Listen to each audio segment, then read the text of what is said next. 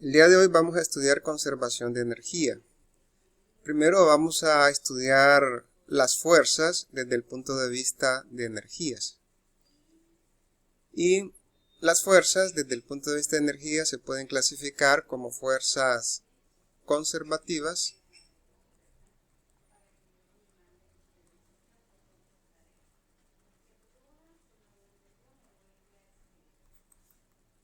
y fuerzas no conservativas. ¿A qué se le llaman fuerzas conservativas? Supongan de que una partícula se mueve del punto A al punto B y nosotros calculamos el trabajo para mover a esa partícula desde A hasta B por este camino. Luego calculamos el trabajo siempre de A a B, pero por otro camino. Camino 2. Y podemos hacer el cálculo por infinidad de caminos. Todos tienen en común el punto inicial y el punto final. Si las fuerzas que están actuando son conservativas, el trabajo por todos los caminos es igual. En otras palabras, el trabajo es independiente del camino seguido. Solo depende del punto inicial y del punto final. ¿De acuerdo? Solo depende de esos dos puntos. Un corolario que se puede desprender inmediatamente de esto es que si la trayectoria que hace la partícula es errada, o sea, el punto final y el punto inicial coinciden, entonces el trabajo realizado tiene que ser igual a cero, ¿verdad? Tiene que ser igual a cero. Bien, si el trabajo depende del camino seguido, entonces tenemos fuerzas no conservativas. Entonces las fuerzas no conservativas dependen del camino seguido.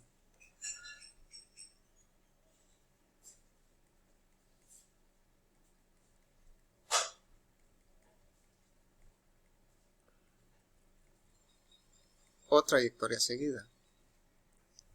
Un ejemplo de eso es, por ejemplo, la fricción. Si hubiera fricción acá, entonces el trabajo por cada uno de los caminos sería diferente. Así de sencillo, muchachos. Entonces, si están actuando fuerzas conservativas, entonces el trabajo va a ser idéntico por todos los caminos, eso sí, si todos esos caminos tienen en común el punto inicial y el punto final. ¿Sí? Bien, vamos a definir ahora un nuevo tipo de energía.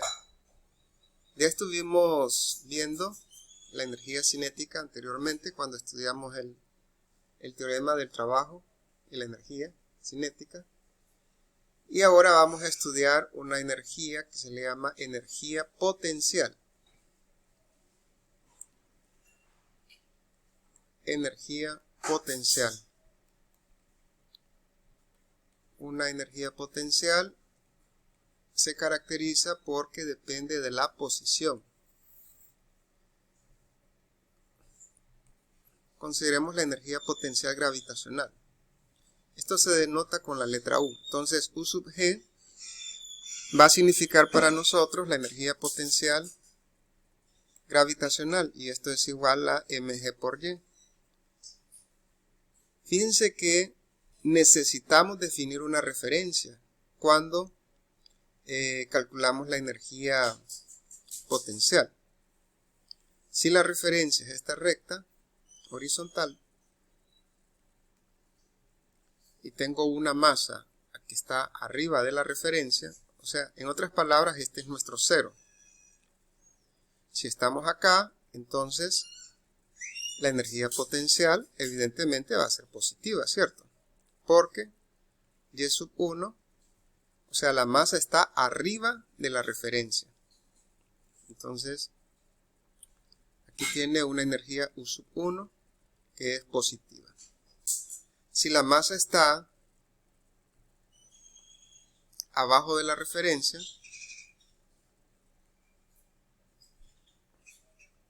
aquí tiene una energía U sub 2, pero Y sub 2 es negativa. ¿Por qué? Porque estamos abajo de la referencia.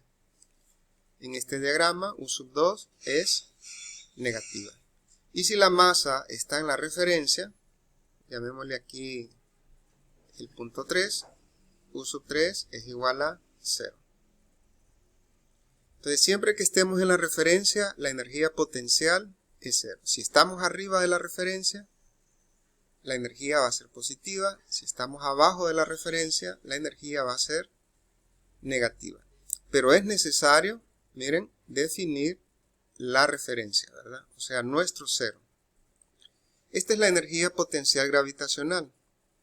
Tenemos también, en el caso de resortes que obedecen la ley de Hooke, la energía potencial elástica. Esta es un medio de kx cuadrado, donde x es lo que el resorte se ha estirado o lo que se ha comprimido, ¿verdad? En algunos casos puede ser que tengamos las dos energías, en otros casos puede ser que solo una de ellas. Ahí pues depende del análisis de cada ejercicio. Bien, ya que hemos definido la energía potencial, vamos a definir la energía mecánica. La energía mecánica que tiene un sistema. Y la energía mecánica no es más que la suma de la energía cinética, que la hemos denotado anteriormente como T, ¿verdad? Y la energía potencial. La energía cinética más la energía potencial, a eso se le llama la energía mecánica.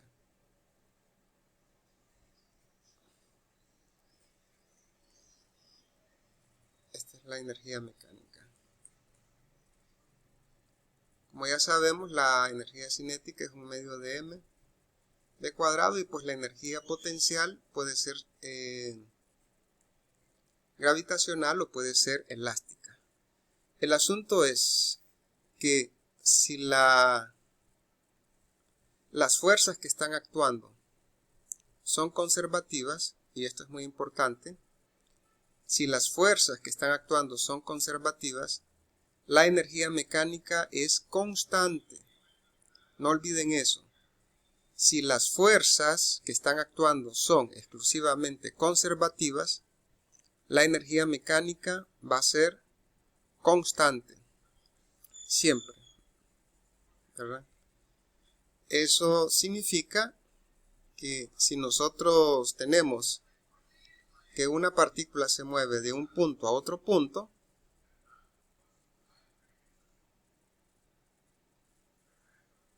del punto 1 al punto 2, entonces la energía en cualquier punto del camino, incluyendo el punto 1 y el punto 2, va a ser la misma, ¿verdad? Va a ser la misma energía. Porque sabemos que la energía no cambia, la energía mecánica. Individualmente, ojo, pueden cambiar, pero la suma de ellas dos permanece constante.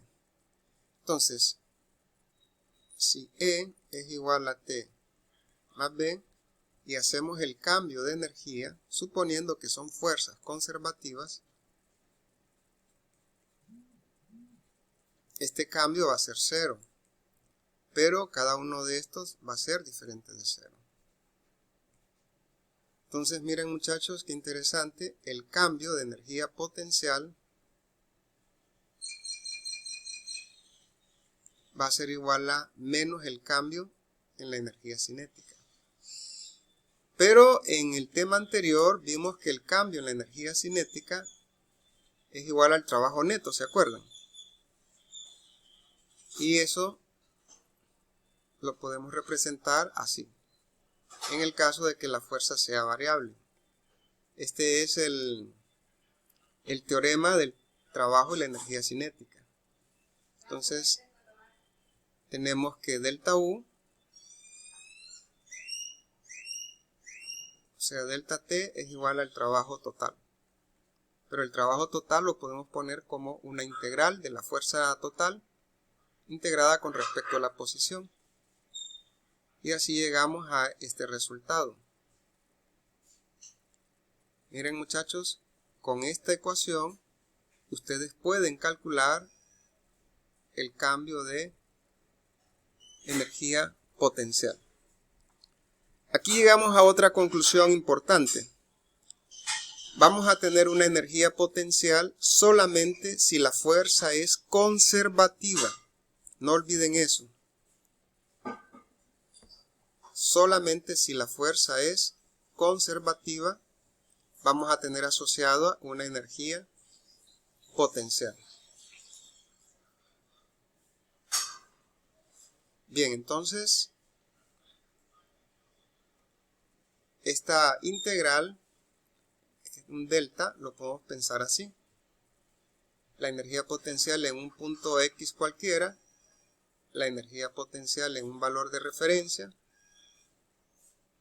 f de dx, integrado de x sub 0 a x.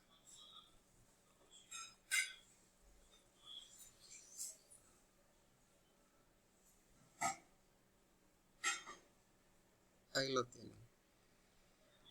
La operación inversa también se puede hacer. O sea, ¿qué tal si lo que nosotros conocemos es la energía potencial? Si conocemos U en función de X, entonces la operación inversa, como ustedes ya pueden ver de acá, sería la derivada, ¿cierto? Entonces la fuerza sería menos la derivada de la energía potencial con respecto a X. Entonces, si lo que ustedes conocen es la energía potencial,